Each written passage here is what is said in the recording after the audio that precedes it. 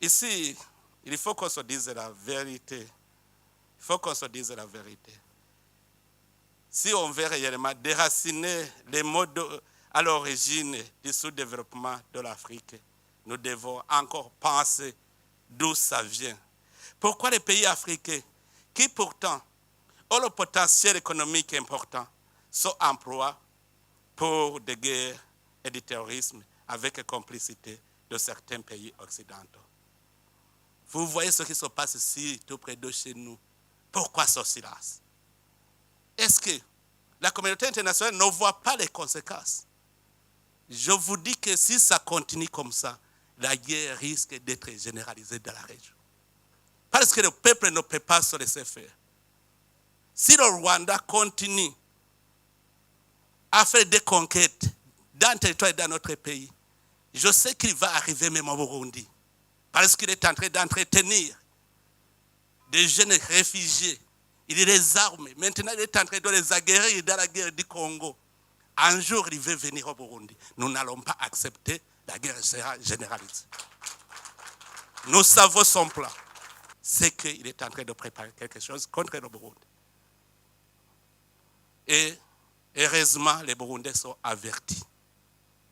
Si la communauté internationale le laisse faire, en tout cas, ici au Burundi, on ne va pas se laisser faire. J'appelle encore une fois la communauté internationale à prendre cela au sérieux. Nous avons une menace dans la région. Ce n'est pas le Burundi seulement. La Tanzanie, l'Ouganda, le Kenya, c'est à toute la région, c'est une menace. Si l'Est du Congo n'a pas la paix, la région n'a pas de paix. Ne pensez pas que c'est le Burundi seulement qui éprouve une menace. Les Sud-Africains sont en train de souffrir à l'Est du Congo. Est-ce que vraiment, vous voyez où se trouve l'Afrique du Sud? Mais l'insécurité à l'Est du Congo a des conséquences sur l'Afrique du Sud. N'est-ce pas, monsieur l'ambassadeur? Donc, au point de vue sécuritaire, seulement nous avons cette menace à l'Est du Congo. Si vous laissez les choses se détériorer comme ils sont, sachez très bien que les conséquences seront néfastes. Et chaque pays va se débrouiller lui-même. Mais vraiment, moi, j'ai un plan que j'avais proposé à la région. Je sais que si ce plan était respecté, on serait en paix. Parce que vous savez, si le Rwanda justifie sa présence par la présence des FDLR, est-ce que ce n'est pas une question qui peut être résolue pacifiquement?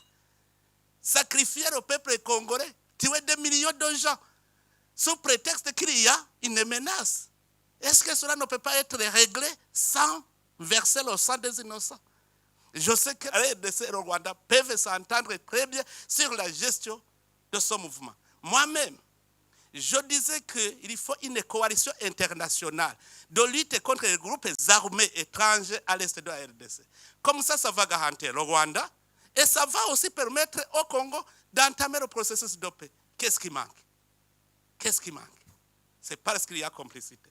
Sinon, si tous nous sommes d'accord de nous mettre ensemble pour combattre tout groupe armé étranger à l'est de la RDC, ça sera fini parce que ça va garantir le Rwanda.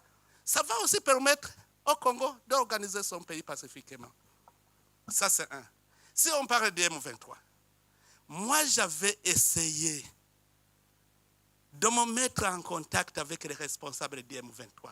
Je leur ai dit, si réellement vous n'êtes pas des Rwandais, pourquoi vous n'acceptez pas de déposer les armes et emprunter le chemin de la paix? Comme vous êtes Congolais, vous aimez votre pays.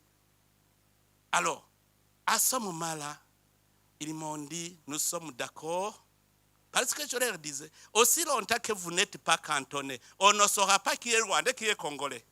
Il faut d'abord aller dans la zone de cantonnement, comme ça les Congolais sont à part, et puis les Congolais vont entamer le processus de paix, et les Rwandais vont rentrer chez eux. Sinon, on va toujours vous considérer comme des Rwandais. Et ils m'ont dit, le problème c'est qu'on nous impose d'être cantonnés dans une zone invivable.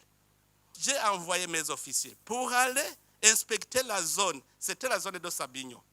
Ils ont trouvé que la zone était invivable.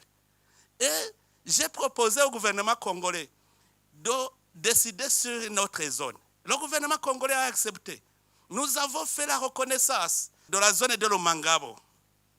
On a envoyé les chefs d'état-major pour aller inspecter, voir si la vie est possible. On a trouvé que toutes les facilités étaient là. Et le M23 avait accepté d'aller dans le cantonnement. On avait mis en place tout le nécessaire. Mais au moment où on allait commencer le mouvement, ils reprennent le combat. Pourquoi? Alors que chez moi, d'ailleurs, ils avaient dit, si nous y allons, quelle est la suite? La suite, c'est maintenant aller dans le processus de paix, les négociations de Nairobi. Et tout ce que vous réclamez, vous allez le réclamer pacifiquement. Ils avaient accepté. Et j'avais convaincu même le gouvernement congolais, souvenez-vous, le gouvernement congolais avait dit, s'ils acceptent d'être cantonnés, c'est qu'ils acceptent le processus de paix, nous allons les intégrer dans le processus de Nairobi. Le gouvernement congolais était d'accord. Mais quand ils reprennent le combat, comment négocier avec quelqu'un qui ne veut pas la paix? D'abord, pour négocier, il faut créer des conditions favorables aux négociations. La première chose, c'est le désengagement des forces pour ramener la confiance entre les parties en conflit. Que ce soit le Rwanda, que ce soit la RDC, il faut que d'abord, il y ait cessation des hostilités, que les forces se désengagent. Comme ça, on crée un climat de confiance. Les gens vont se parler sans inquiétude. Or, entre les États, comment s'effectue le cessez-le-feu, le désengagement? C'est que les forces dans notre pays vont se désengager et aller dans leur pays. Et ils vont entamer les négociations. C'est normal. Mais qu'est-ce qui manque?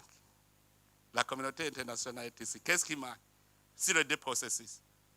J'avais proposé ce plan et la région avait décidé d'envoyer une force régionale pour d'abord sécuriser les citoyens congolais, mais aussi pour combattre les groupes armés étrangers.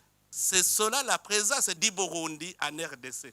On est allé dans le sens de l'idéologie régionale. Quand nous sommes arrivés au Sud Kivu, vous êtes témoins. La paix et la sécurité a été ramenée. On a entamé le processus de réconciliation des communautés congolaises.